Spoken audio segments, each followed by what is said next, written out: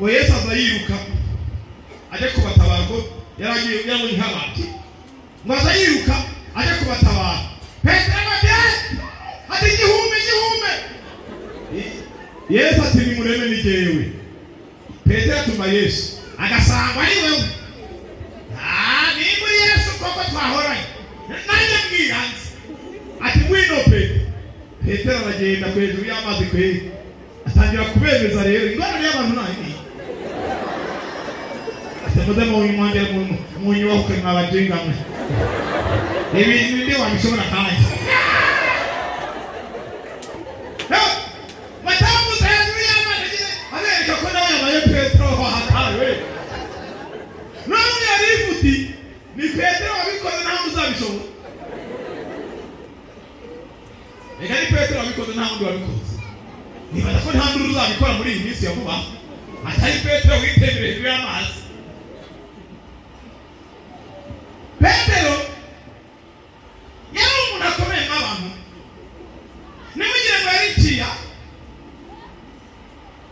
ariko Yesu aramubwira ati Petero naho navuze ko zagukomeza kandi umunsi Petero aba muri Kristo umwana w'Imana nzima.